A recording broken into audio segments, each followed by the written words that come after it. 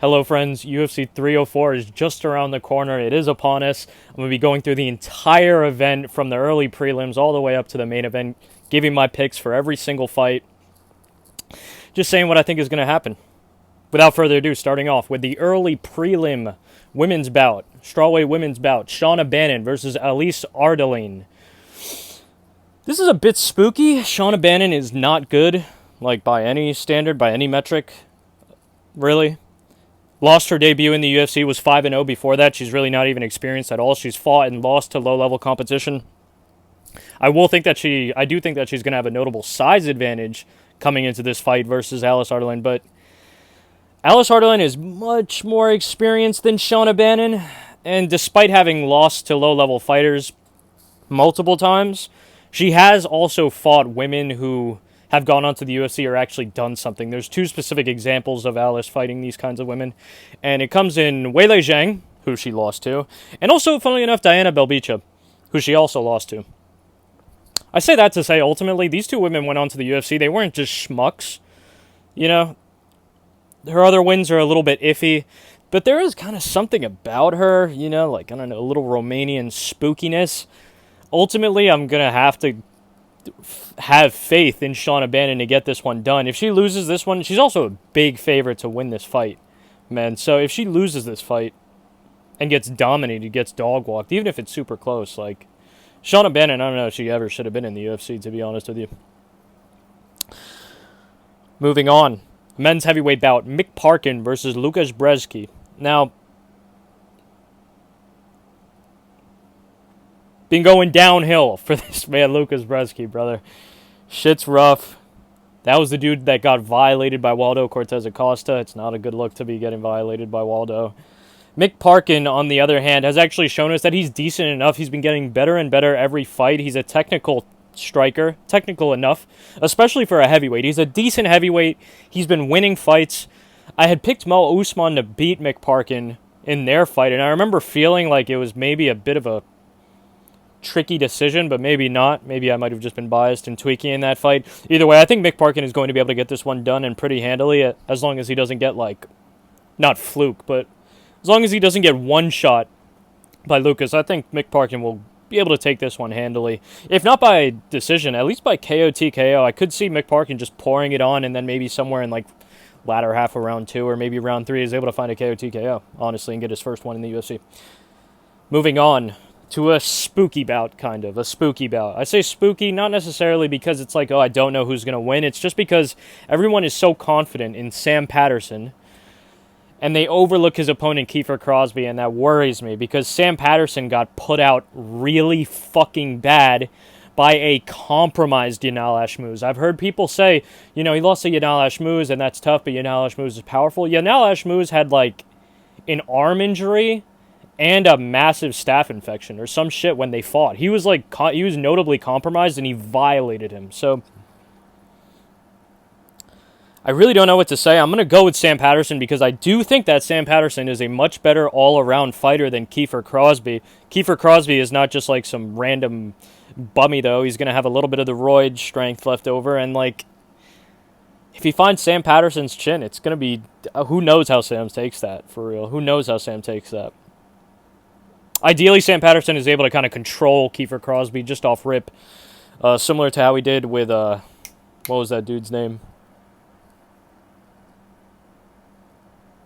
God, what was that guy's name? The White Lion is his nickname. Johan Lainez.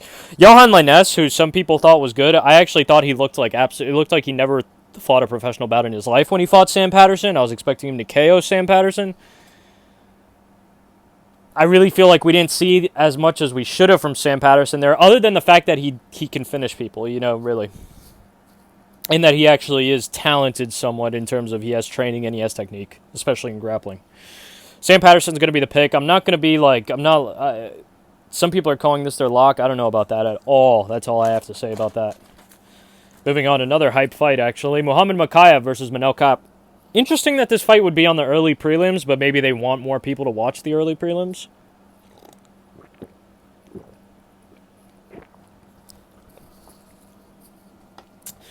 Both of these dudes are pretty good. Muhammad Mukayev, very good all around. You know, not as technical of a striker as Manel Cap, low-key nowhere near it, but he does make up for that with his grappling and just kind of overall pressure and effort expunged to win fights. He also has a bit of a weird thing, Muhammad Mukayev does, where in round 3, he's able to find finishes. He's able to win these fights that were maybe closely contested, if not very competitive. Manel Cap, on the other hand, man, I feel like it might be a bit of hype. There might be a little bit too much hype surrounding Manel Cap, but I think he is good enough on the feet, actually, to put a stop to Muhammad Mukayev, because it's not like Muhammad Mukayev is invincible, you know, winning these fights. He's on, like, a fucking 30-something fight win streak, like, in his entire career, including amateur fights. He's 11-0 right now, 6-0 in the UFC. It's not like we haven't seen that almost go. I think Manel Cap does have the skills to get it done. If Muhammad Mukayev is able to come out and just control Manel, I'll be extremely fucking upset. Extremely fucking upset. But that's the game. Does have a little bit of a size advantage, Muhammad Mukayev. Much younger, too. But I do have faith in Manel Cap to get this done. I do think the striking advantage is going to be the main factor here. I think Manel will just be able to land, essentially, and he'll just keep going, keep pouring on, keep going in Manel's favor. There might be moments for Muhammad Mukayev. Maybe each dude gets a round. Maybe in the first round, Manel Cap is actually able to take off on Muhammad Mukayev a little bit. Mukayev is able to control Manel in the second round. Who knows? I do have Manel Cap taking that one. Mr. Cape.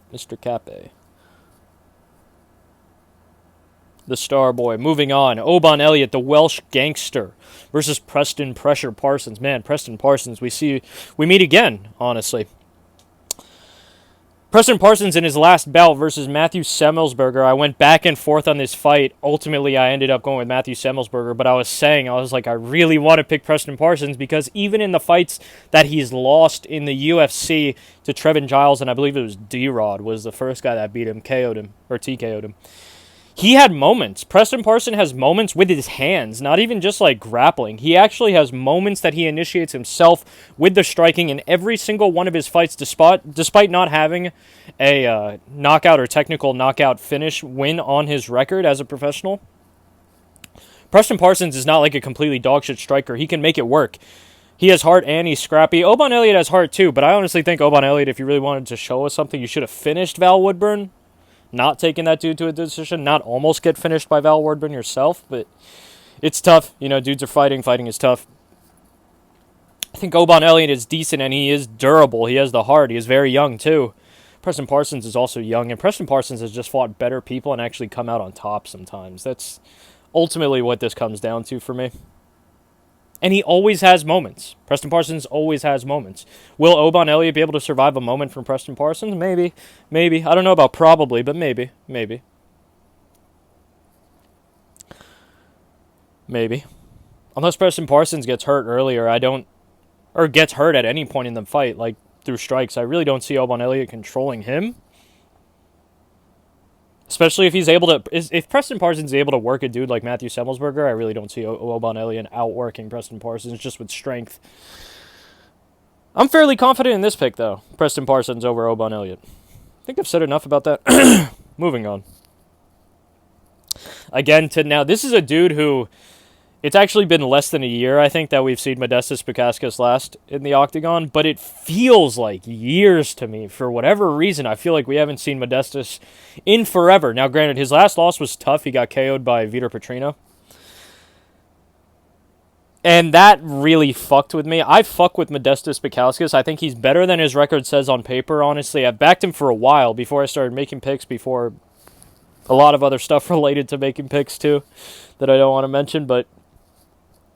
There's just something about Modestas that I like. This might actually be the emotional pick on the card because I think Marcin Prachnio low-key maybe shouldn't be the underdog in this fight. Possibly. This should be more of like a pick-em to me because Marcin Prachnio is actually deceptively decent. I say that about a couple people when I make these picks. Sometimes I go with them, sometimes I don't. He's deceptively decent. You know, he actually does have a little bit of technique in the back pocket that he can use on dudes who are just maybe too afraid or too respectful to take the fight to him fully. I do like the power that Modestas Bukauskas carries, but I'm also worried. Many people would say that Marcin Prachnio is chinny. I think Modestas is a tiny bit chinny himself, especially after coming off of the loss. I'm glad that he took time off. He took a decent amount of time off from that knockout. I think it was 8 months exactly, maybe like 8.5 months, but ultimately he took the time off. Hopefully Modestas trained a lot, worked on his grappling, and he'll come in as a more complete and different version of himself. I'm going with Modestas Bukauskas. A little bit of an emotional pick, maybe, because actually there is something about Marcin Prachnio in this matchup. A lot more active than Modestas Bukauskas. Actually, no. I fuck with Modestas Bukauskas. Compromised the leg for Modestas Bukauskas. Compromised in the sense that he had a debilitating injury very early on in his career. Caused him to lose a lot of time recovering to that. It's not going to be the only compromised leg that we talk about. But it is something to note. It is something to note. I'm going with Modestas Bukauskas, the Baltic Gladiator, to get it done one more time at least. At least, brother.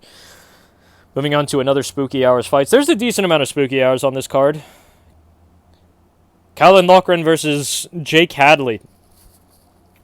Man, I see everyone picking against everyone picking against Jake Hadley here. I might be cracked out of my mind, but I actually like Jake Hadley in this fight. I think Callan Loughran is not bad by any means. I think he's mids. You know, he's a grinder.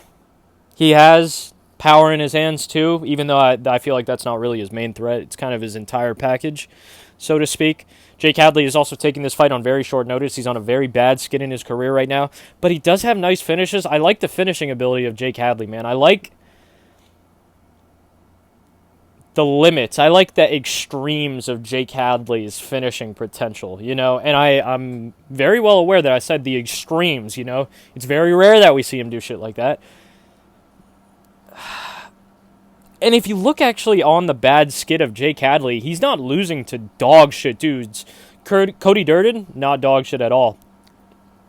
Charles Johnson is basically Guts from Berserk in terms of the fact that he struggles against fucking fate and he wins fights that he has no business winning on paper. And I don't say that I say that as a compliment to Charles Johnson, for real, man. Those losses age well. Those are not the worst losses to have. You can have much worse losses. Losses that Callan Loughran has, like one over Taylor fucking Lapilou. Like, Jesus Christ. Who's a good technical point fighter. But again, you're losing to fucking Taylor Lapilou. Jesus Christ, man. Like, Lappy. I call him Lapilou. I don't give a fuck.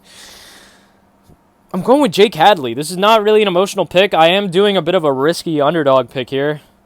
I know that Jake Hadley is the underdog. I think the odds actually got wider, too. But Callan, even in that Taylor Lapilou's fight, he was just like, I think that Callan's striking defense is suspect, honestly. I think that could lead into maybe Callan getting a little hurt. Jake Hadley's able to then snatch up a submission. There might be some crazy shit. This also might be my most foolish pick on the card. Like, it really might be, but I'm going with Jake Hadley. Fuck it. Moving on, Molly McCann versus Bruno Brazil. I actually am not as big a hater of Bruno Brazil as many other people might be, and I'm more of a hater of Molly McCann than others might be. But in this fight, I'm going with Molly McCann. I'm not picking Bruno here for a couple reasons, but one, Bruno is not as good as maybe she seems in. If she was half as good as she is intimidating, we'd be in business. She's not, though. I have backed Bruna Brazil, too. I picked Loma Lukpunmi to actually smoke her, to KO TKO her bum ass. She didn't do that, but she did smoke her. She beat her. And if you thought that Bruna Brazil was able to stand up against Loma Lukpunmi, you were smoking crack. Bruna honestly just be getting out. Like, people just brutalize her in a sense. Like, they just move her around a little bit. She does have some striking techniques. You know, she has that little head kick KO, but that's like her main claim to fame. Actually, the reason why I brought up me backing Bruna Brazil in the past is because I did back her to win. It was her fight before Loma Lukpunmi. And I picked her to win that fight because I think she actually beat Shaunna Bannon, if I'm not mistaken. But I picked her to win that because of the striking, and Shaunna Bannon's striking offense is non-existent. I'm going to go with Molly McCann. I think Molly McCann will just be able to... she'll just be able to win this fight. Whatever winning this fight means, whether that means like a grindy, scrappy fucking control fest, or, you know, she pieces her up, like dives in with some big shots into the pocket and then dives back out. Like, whatever happens. Unless Bruna Brazil maybe picks up like a nice little head kick, something heavy early on. I don't know what Bruna will have to offer. She is bigger, though. Bruna is not a small girl by any means. That is something in her favor. She's really not a small girl by any means. For the division. I'll go with Molly McCann, actually. I still am feeling pretty confident about that one. I don't really like picking a lot of English fighters when the fights are in England, just because I feel like that gets spooky. But, fuck it. English and Irish and Scottish we'll throw in there, even though I don't think there's any Scots on this card. And Welshman. There's the singular Welshman that we've already covered. Moving on to Nathaniel Wood versus Daniel Pineda.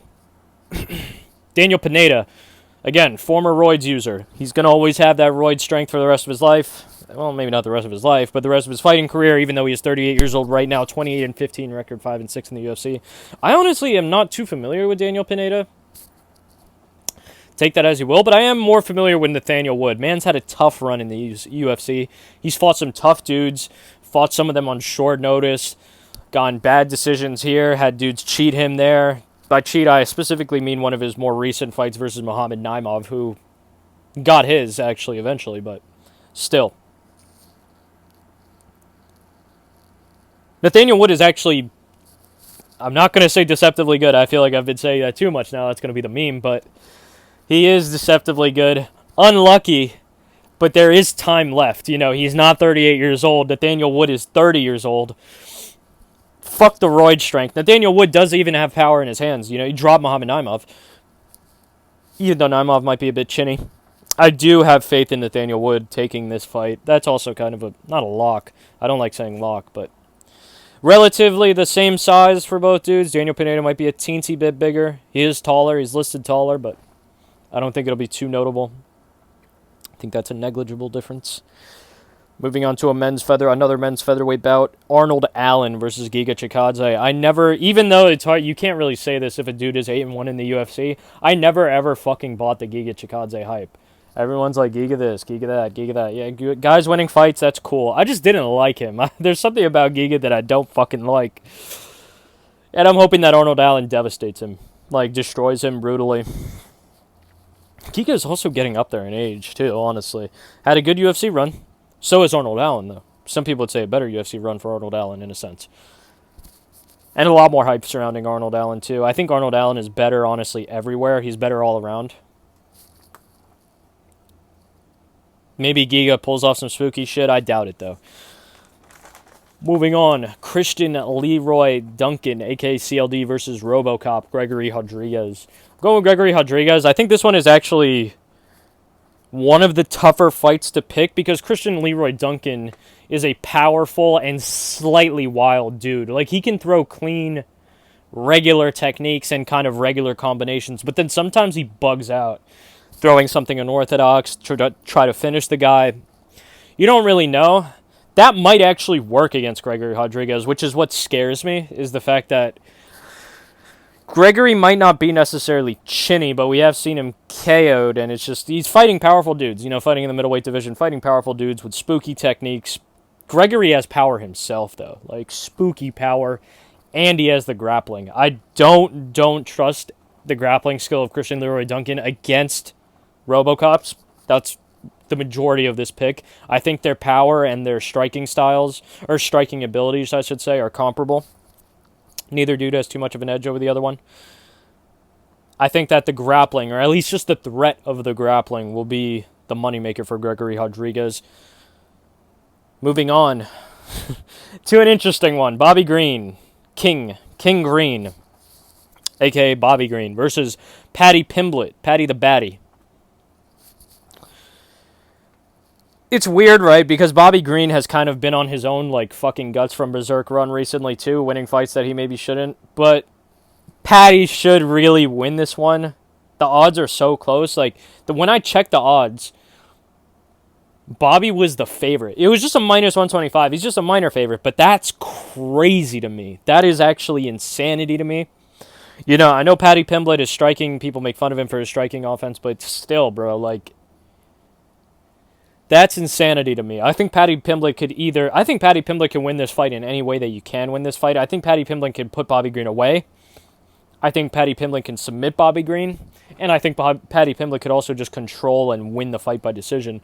Bobby Green is one of the most elusive and frustrating styles to fight in the UFC, probably in all of professional combat sports right now. However, we've seen it fail.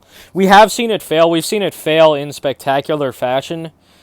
Unless Paddy Pimblett literally gets Bobby Greened, I think he wins this fight however he pretty much wants to. Maybe not in the most easy fashion, but I think he wins. Paddy Pimblett is much better than people maybe give him credit for, although I will say a lot of people really do give him that credit now. Now it's the minority of people that are still saying Paddy Pimblett is straight dog shit. He's good. He's been fighting since he was like 15 or 16, and it shows. It really does show. You know, I'm backing Paddy Pimblett. I think he'll get this one done.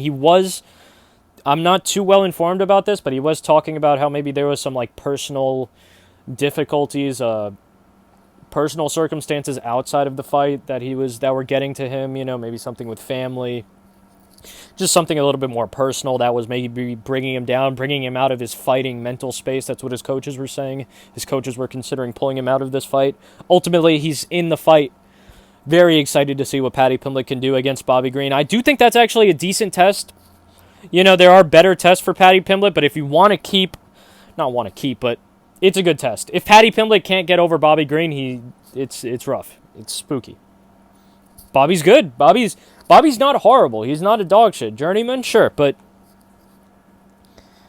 Bobby has had some very, very spectacular wins himself, for real. Granted, the people that they might be over might not have been who they once were, a la Tony Ferguson, but Still good wins. Moving on. Co-main event, men's heavyweight bout, Tom Aspinall versus Curtis Blaydes 2. The first fight ended in injury for Tom Aspinall extremely quickly. It was a shame. That's a tragedy. You never want to see it. This was the other compromised leg that I was talking about, similar to Modestas Bukauskas. Both Tom Aspinall and Modestas Bukauskas, I think they did have different injuries. I think like Tom's shit really just blew out, but Tom's shit blew out because I think he missed like a strike, or he checked a kick or something, like when he lifted his leg. Something happened and he blew his shit out. On the other hand, Modestas Bukauskas got a bleed kicked. He got his shit kicked in. It was very brutal, too, by Khalil Roundtree, if I'm not mistaken. In his debut. I think that was in Modestas' like debut or some shit, or like a couple fights into the UFC. He got a fucking almost career-ending injury. I'm going with Tom Aspinall here. I think that Curtis Blaydes is very dangerous in this fight. Tom Aspinall, despite being extremely quick and agile, it's a different sport, you know. People's discipline and people's striking technique, specifically their defense and their form, their striking form, their stance. That's the word I was looking for.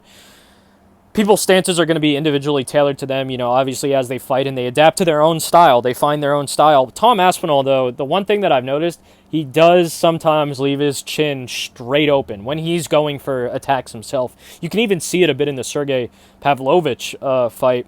It's just he didn't get caught in the Sergey shit.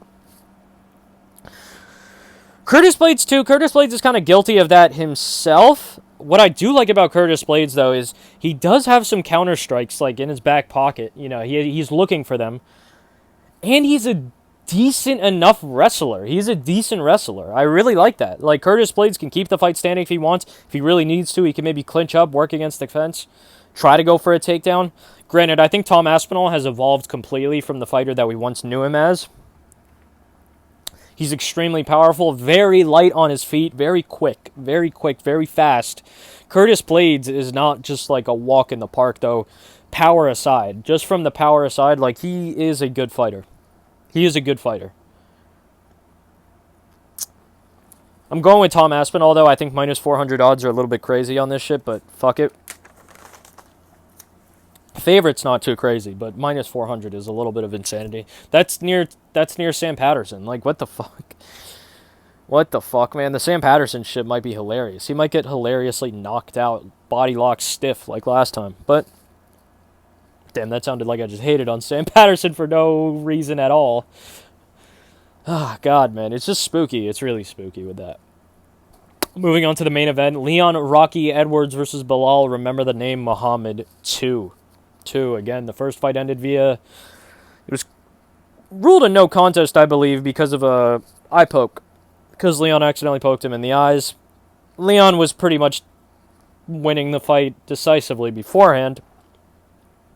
Really didn't give a fuck about Belal Muhammad on the feet. Walked through him, threw more punches. He really hit him with a head kick a couple times. Or at least one good time, if I remember correctly. I think we're in for more of the same, ultimately. Maybe not the exact same. I am going with Leon Edwards over Belal Muhammad. Belal Muhammad is a good fighter. Looks insane. He looks like he might be off the PEDs himself. Possibly. You know, he might be eating that Mexican chicken over, lamb and chicken over rice. The Mexican halal. The Mexican lamb and chicken over rice. White sauce, hot sauce. He might partake in a little bit of Mexican supplements and some chicken and rice. Possibly. But we don't know.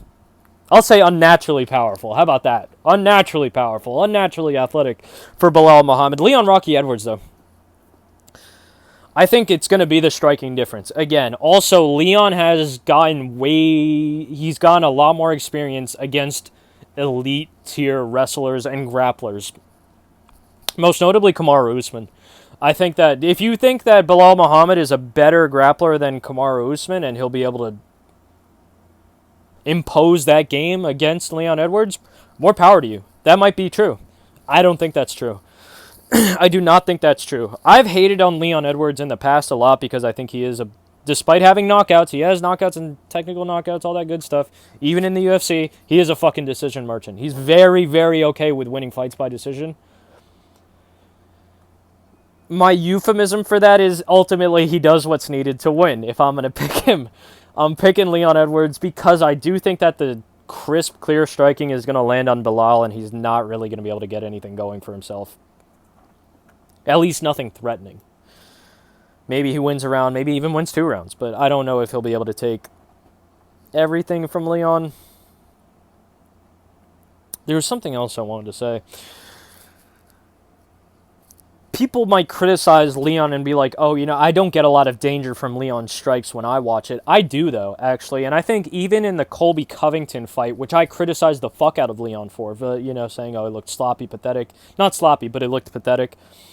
Even in the Colby Covington fights, you could see how, kind of crisp and clean Leon's striking was, the 1-2s. Even though he threw, 10 strikes a round, still, it was very evident the skill, the class of striking that Leon can offer. I think we're in for more of it tomorrow, come tomorrow night. That's pretty much it. I'll give a little quick recap, as always, with my... with rounded method of victory if I'm feeling crazy, but for some of these I have no idea how people could win. Again, they could win in multiple ways. Off the bat, I'm picking Shaunna Bannon to defeat Alice Ardelean. I'll say that she wins by decision. There's no universe in which I see. This is a case of a chick that is so dog shit and doesn't finish people versus a chick that... I'm actually not going to finish that sentence. I'm going with Shaunna Bannon by decision. Moving on to Mick Parkin versus Łukasz Brezki again. Łukasz Brezki. Do I say Mick Parkin gets that little KO TKO? Fuck it. I'm going to say that Łukasz Brezki is able to hang on until round 3 when he's a lot more tired, a lot more beaten down, battered from just losing the fight, losing all, 12, 13 minutes of the fight up until that point, and then Mick Parkin is able to kind of swarm him, maybe even a standing TKO. Maybe he actually knocks him out. Who knows? I'm going to say Mick Parkin round 3 KO TKO. Or DQ. Fuck it. Throw it in there like the books. Moving on, Sam Patterson versus Kiefer Crosbie. I'll say he gets it done in the same way that he got it done against Johan Lainez. We'll say round 1 submission. Fuck it for Sam Patterson again. Another... I forgot what he... Was it a rear naked choke or an arm triangle that he got against Johan? Maybe a rear naked choke.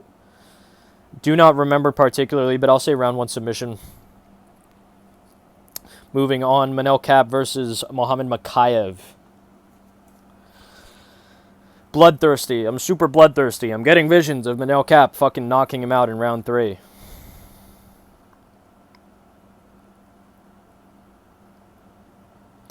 Yeah, fuck it. Why not? I'll say Manel Cap wins by knockout. Full knockout in round 3. Muhammad Mokaev shoots for a takedown into the knee of Manel Cap. Ends it right there. That might never happen, but I'm saying it. You heard it here first. Moving on, Preston Parsons versus Oban Elliott, the Welsh gangster. I am picking Preston Parsons to win this fight. Preston Parsons is actually a low-key submission artist. I want to say he wins by submission. Do I think that 4 out of the first 5 fights will end in decision? Will end in finish? No, I do not particularly. I think that's a little bit too bloodthirsty. I'm going to say Preston Parsons wins this fight by decision, by unanimous decision. Moving on, Modestas Bukauskas versus Marcin Prachnio. God damn, man. I could see Modestas winning this one by decision. I'd like to see him get a KO TKO. I could see him winning this one by decision, just staying a step ahead of Marcin the entire time. Maybe not being the faster dude, but the harder hitting guy, the heavier hitting guy every time. I could see that happening. Modestas Bukauskas by decision. Jake Hadley, brother, how do you win this one? I'd like it if Calvin Loughran just uses the tank defense, just blocks all the punches with his face. Maybe we get to see another spectacular knockout. Damn, I don't know. Actually, for some reason now, I'm kind of getting like spider senses that I should pick Calvin Loughran. Fuck. Fuck, man.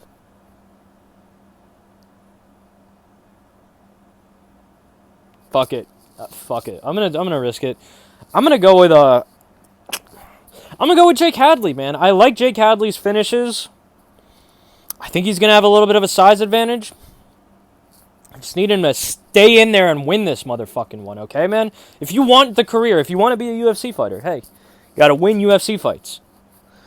Moving on, Molly McCann versus Bruno Brazil. I'll say Molly McCann wins this one by decision, calmly.